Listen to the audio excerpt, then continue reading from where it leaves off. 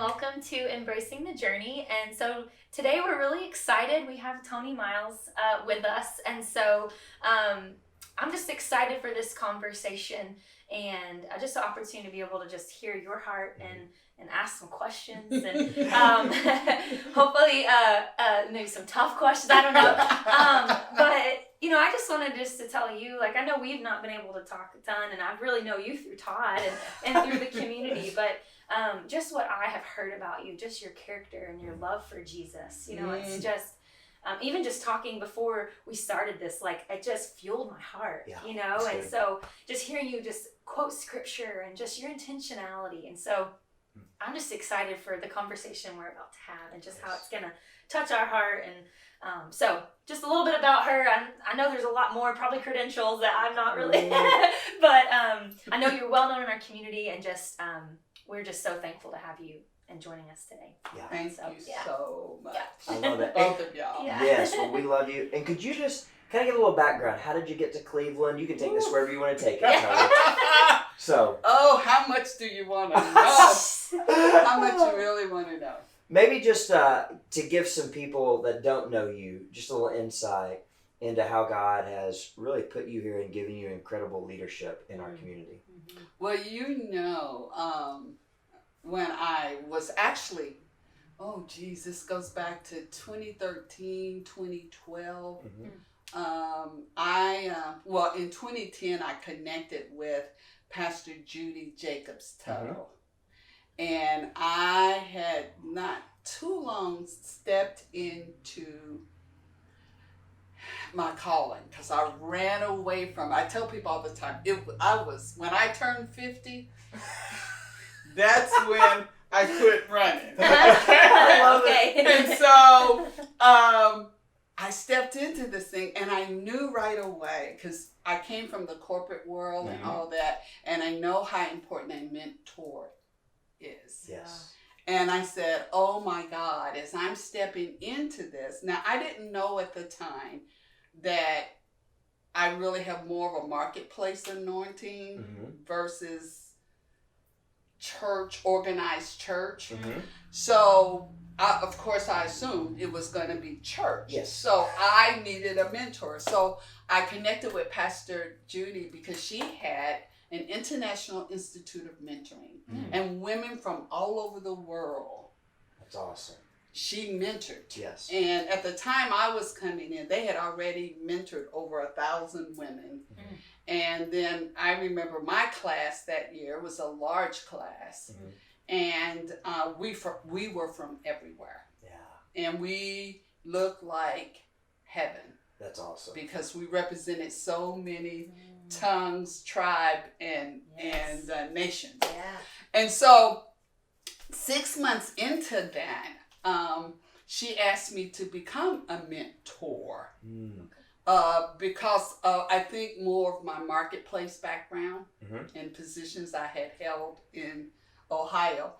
So I became a mentor. So I was in and out of Cleveland probably almost every 6 weeks. Wow. And I didn't, but I never got any further than Paul Huff and where Dwelling Place is located right now, because that used to be, it wasn't built to be a church. It was built to be an institution for us to come, and they would send us back out, So, that's all I knew was the restaurants up and down Paul Huff and this and that. So then when I started hearing about coming, it took me 3 years to finally say yes, come to Cleveland. I was like, I really didn't get it, didn't understand it. And then the year before I actually came, I had one of those encounters with God. And it was like, you either be obedient or I will get someone else. Wow. Got my attention. Yeah. So I decided to move here against, people didn't understand it. My family didn't understand it. All odds, I came here to Cleveland. I didn't have a job. And I thought I was here to help Pastor Judy and them. They had started a church. Yeah. They still had all the IIOM. She still had all this stuff. So I figured I was coming in some way to help out there. Yeah. I never knew I would end up working for the caring place. Yeah. Yes. Okay? Yeah. And then finding out that was the assignment, Right. Mm-hmm. was the caring place. And that's, he set me there to grow in his love, because I kept hearing that. He kept saying, you have to develop my love. Yeah. Well, if you've ever volunteered at the caring place, you will know that your experience will teach you how to love. Mm-hmm. Yeah. And love everybody. Which is hard sometimes. Right? Yes. It is, because we're not always at our best. Right. And especially when we have experienced trauma. Mm. Mm-hmm.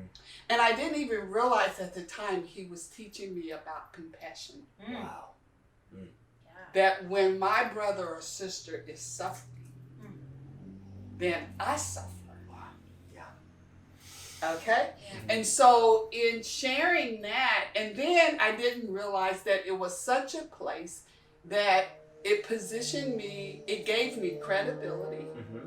and favor in this community. And I'm going to say that because the Caring Place is, and rightly so, one of the best organizations Yes.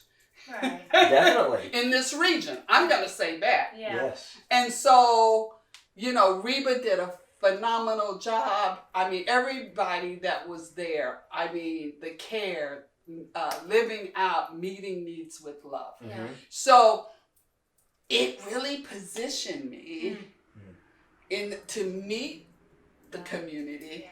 And I mean all of the community. Right. It wasn't just one segment Right. or one side of the community.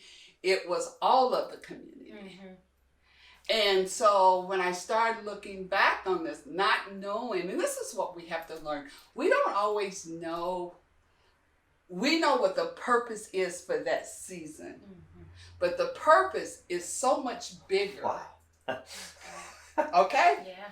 But what we have to be is obedient every day, each day. Mhm. Yes. And then you just watch him take that purpose. When you're faithful in that season to that purpose, that piece of that purpose, Mhm. then he will expand your tent. That's he so will good. pick them up Mhm. and expand. He will bring about multiplication. Mhm. And if I could tell you right now, what does it look like for me? Mm. I just know I'm here to do as Jesus always said, to say what my Father says and do what my Father does. Wow. Other than that, and so that's the charge on my life.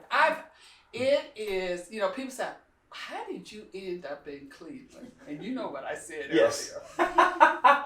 Come on, this black woman would choose Cleveland, Tennessee? No. I had another C in mind, like Chicago. Yeah. Okay? Everybody, I'm urban. You know Yeah. how I am. Yeah. Okay? Came I'm to the loud. house. My hands Yeah. going. Okay, where would I fit in best? Chicago. I love it. Oh. But God said, no, I need you. I need your look. Yeah. I need you just the way you are Yeah.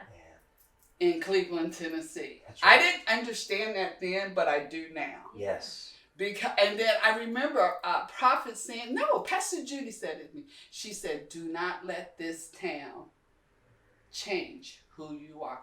Do not water down how God has created you. Yeah. That's awesome. And it was the best advice I I had was coming gonna- here.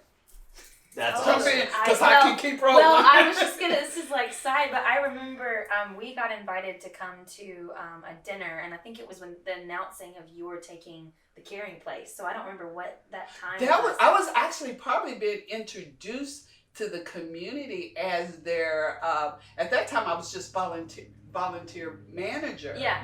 And so it was my first event, and Reba wanted me to stand up there and speak. I remember and just watching and just then hearing you speak, and I just, we had served with the Caring Place in just years of ministry, and I just remember seeing that and thinking, oh, I'm so excited. Like, it just like I remember hearing you talk and just your passion, like I talked about earlier, just the authority that you have with Jesus and just speaking. I was like, yes, So even that, what was that? 2000? Oh God, I was 13 or 14, something like that. So I even think it was that 13. far back, I remember you. Yeah, because I came in June. That's awesome. I came here in April of 2013.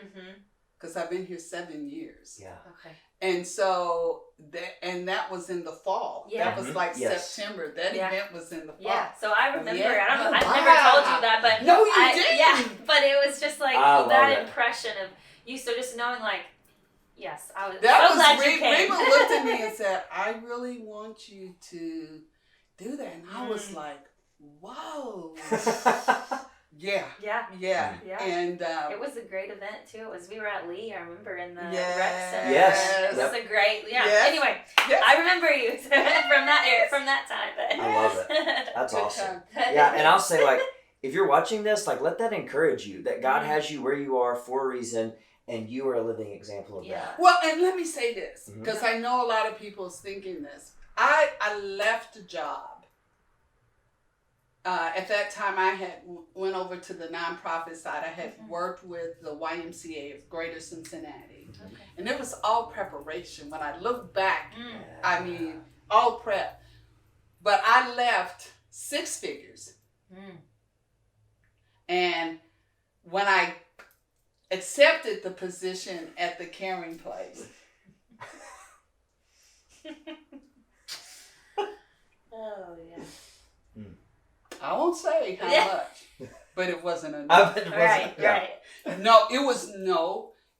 It put me almost in the same guidelines of the people I was serving. Wow. Yeah. But that was purposeful. Right. Also, Yeah. for me to learn that He is my provider. Yeah. Not the job, not the assignment. He is. Wow. That's good. It's It's really good. I love and it that. just shows Jesus and all of that. I mean, that's when He is magnified more too, is when, when we think we need this, but when we make this decision to follow Him, it's like we see Jesus even more.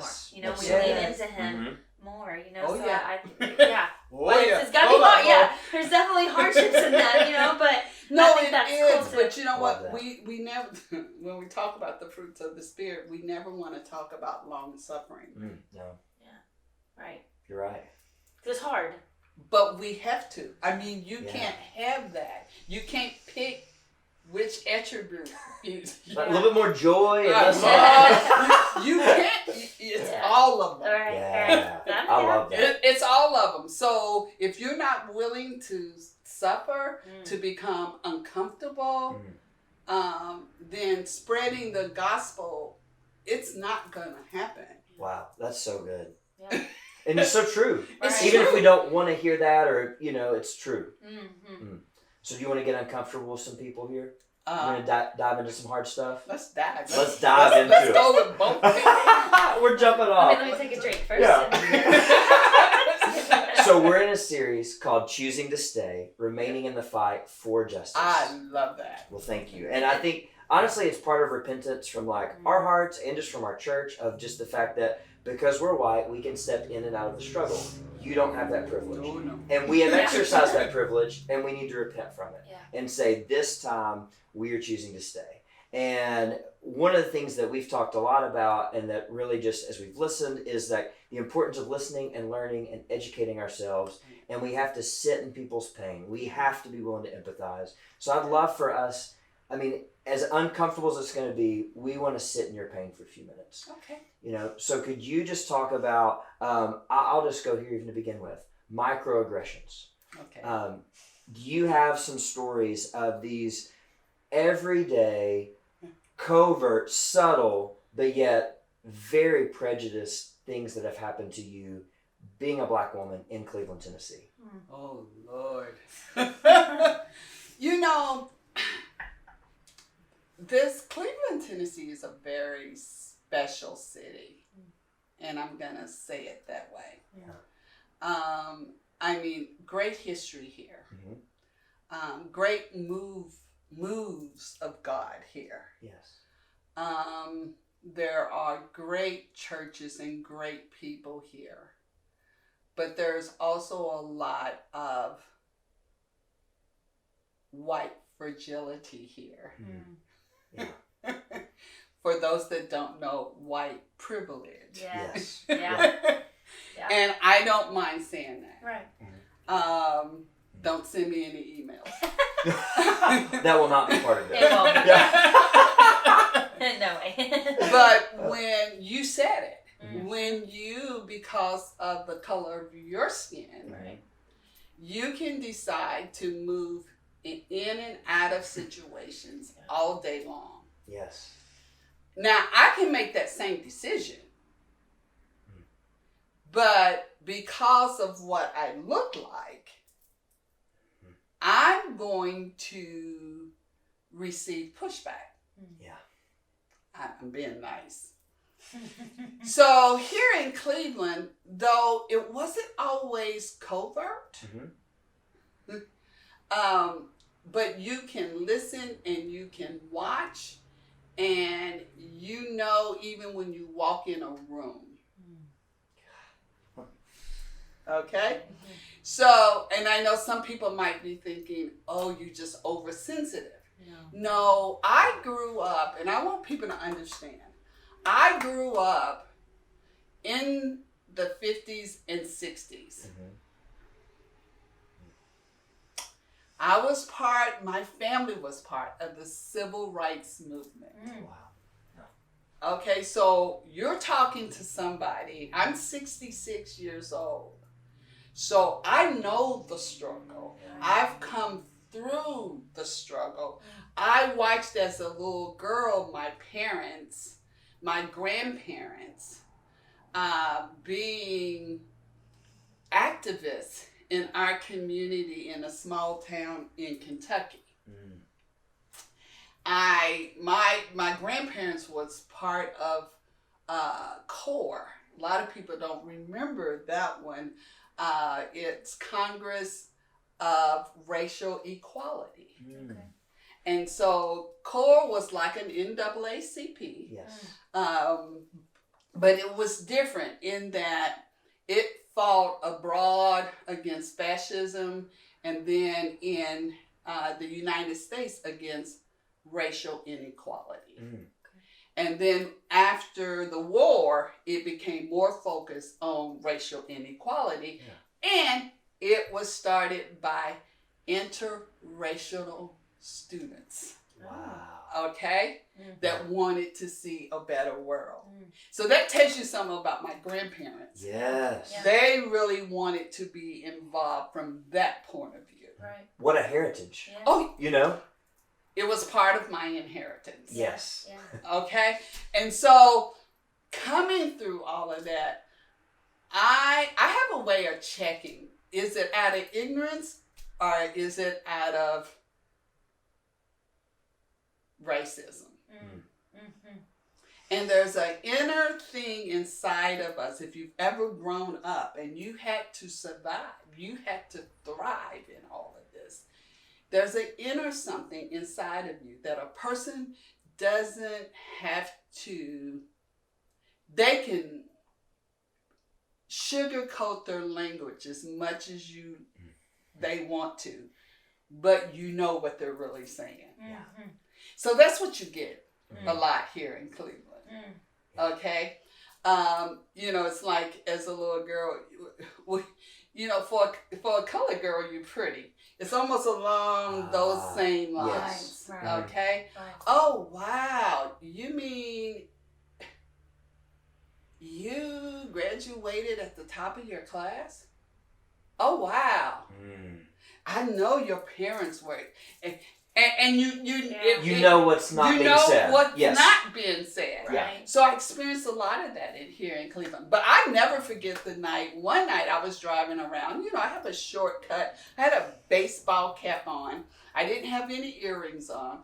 And I was notorious for going to, I shouldn't tell this, Walgreens, the one up on 25th, because it's open all night. That's the one we go to. I like that one. Yeah. And sometimes I don't sleep at night. Mm. I'm up and it's going on. And so I have made trips up there and come out with a tube of $5 lipstick. And you gotta make it worth your while, right? Yeah. Hello. I love it.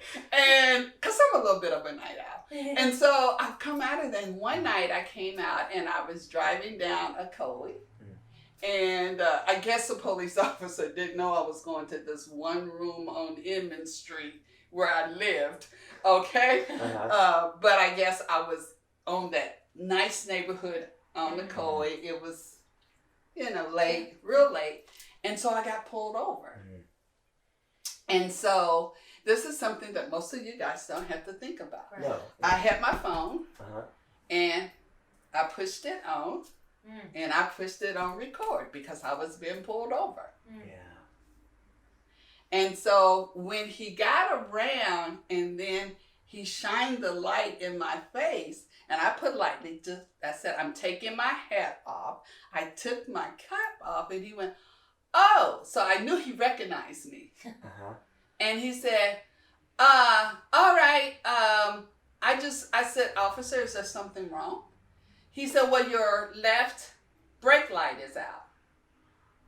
And I looked at him, I said, it was working yesterday. And he said, well, it's out and you need to get it checked. And I said, okay. He said, you may go. I said, okay. So he goes back. I put my cap on and I drove to Inman Street and I parked. The very next morning, I got up real early. I won't name businesses, went to a place and asked them to check my left brake light. It was working. It was working. And you may be asking, well, why did she cut her phone off? Because I have taught. I used to, at the Y, I used to teach. We had this college prep and program, and it was Black and Latino Achievers Program. And one of the things, we had a right to passage for the young men of color.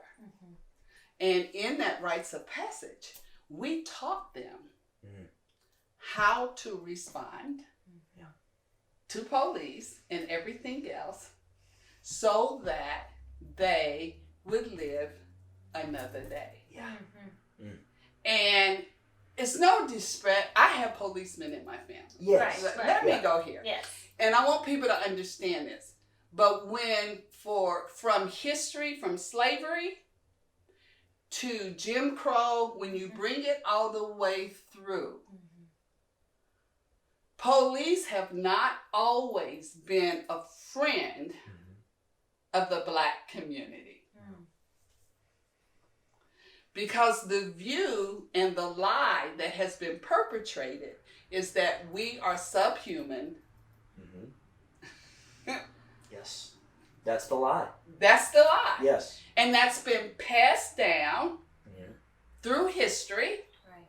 And it's been passed down to, and I'm going to say this, to good families. You're right. And that lie has been perpetrated.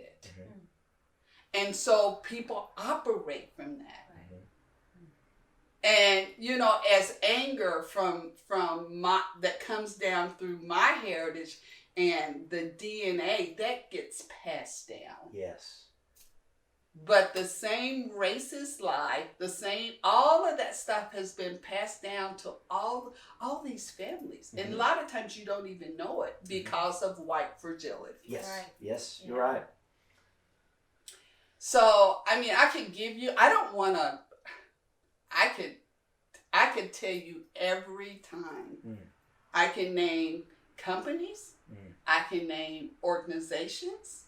Because a lot of times when I walked into a lot of things because of my role at the caring place, I didn't see anybody that looked like me.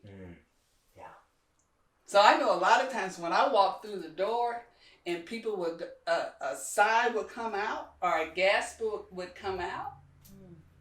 Wow. And we don't have to deal with that. Oh no. I think that's, Well, what's so crazy? This person said to me, "Oh, I just love how your people are. You all, when you go to an event and you walk in, you just love on one another, this and that." And I looked at her and I said, "Do you know why? Because usually when we're walking in, no one looks like us. So when we walk in and we see somebody that looks like us, and we don't have to know. Yeah. Right. Okay? Yeah. We're making a beeline. Right. Yeah. Okay? Wow. Okay? Because there's a comfort level that happens that, okay, I'm not the only one today. Wow. And see, I grew up in my family, I integrated schools. Yeah. So I know what that feels like. Yes. I know to walk into an all-white school with just 6 other people that look like me. Yeah. Wow. And we all got put in different classes to change what the milk looked like. Yes, that is exactly right.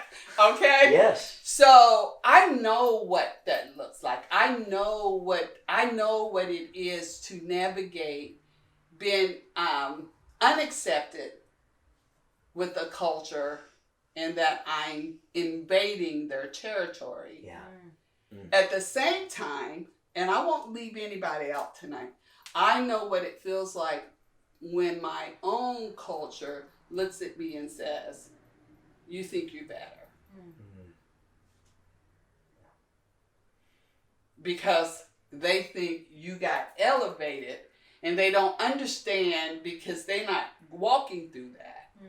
But most of us that have had to do that, you understand you're walking in and you pretty much are standing there by yourself. Wow. You're alone. That's hard. Yeah, but you know what? Vice Mayor Avery Johnson said it best. One time we were having this conversation. He said, but you just knew. And you were trained. And you were trained that you were gonna have to be better. Wow. And so it got to a point where you just knew what you had to do. Wow. So you did it. Because if I dwelled on that other, I wouldn't be sitting here. Yeah, that's... Yeah. Okay? Right. I would not be sitting here. And that's why, can I say, oh. Yes.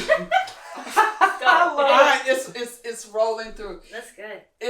And this brings us into the church. Yeah. There's this great prophet. He posted other day. And I guess I was a little bit disheartened because I have the ultimate respect for who he is. Very prophetic. And he had a post, "I double dare you to watch." And it was a series of many videos of interviewing people of color. And the whole theme of it was, there is no racism, pretty much. So, and they had some big time stars, Morgan Freeman, and this and that. And I was sitting there and I'm going, really?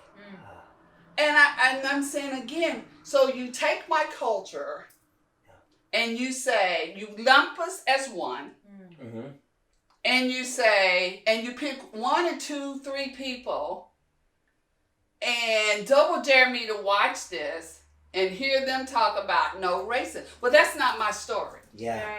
Right. Yeah. And within my race, all our stories are different. Yes. Okay? I actually grew up on a farm. So I didn't know what it was like to grow up in an inner city. Okay? So my perspective about approaching things is a lot different than maybe somebody from the inner city. Yes. And their experiences with racism and my experiences is different. Yeah. Okay? It's just like everybody and I love Dr. Martin Luther King, hear me, love that man. Was able to march with him in Kentucky. Wow. When he came to Kentucky, K-State. But there were so many other leaders that nobody talks about. Yeah. There was Malcolm X. Whether you respected him or not, he was a leader in this country of black people. And I could go on and pick them out here. James Farmer, I can keep going. And so to try to just put us in this box, you wouldn't do your own race like that. No, nobody's asking me to speak for the entire white population. Right. But yet sometimes they would go, Toni, tell us the black viewpoint, as if you're the authority. I can only tell you my story. Your story, yes. My story. I cannot tell you everyone because we would be different. Yes. All of us. Yeah. It's like our Be the Bridge group. Yeah. I mean, Olympia Pierce, her story is different from mine. Yes. She's younger than me. So her experience is, which everybody should hear, is different from mine. I grew up in this. And so, even we come at things differently and have to talk it through. Yeah, you're right. And it's an injustice to try to treat you and Olympia's stories as if they're the same. But yet that's what happens. That's part of the injustice that hopefully we're uncovering and we're able to say, hey, we've got to fight against that. Yeah. Because it should, for the church, if you have a member, and you said it when you gave the example today with the dog. Yes. He was in pain. Yes. It's the same thing with this. If you have 10, 12, 100 black people, and right now they're experiencing pain. The pain could be for a lot of different reasons. But we have to experience that pain together. My experience with Olympia is different, but we experience it together. That's good. And so we have to do that. My goal is, how can I relieve your suffering? What can I do besides praying for you? Yeah. Because prayer is great. Yes, it is. But we have to work, and we have to work at this. Yes. So there are actions we have to take. Yes. We have to stand.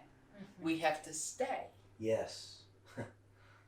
Okay? Because what I know that's happened throughout history, this blows up. We make a great stand. And people of the way, the believers, Christians, they come in and we all stand together. Then we put a Band-Aid on it. And then we go for another decade. Okay? And then it blows up again. How are we going to sustain a movement to eliminate racism? Not tomorrow, but now.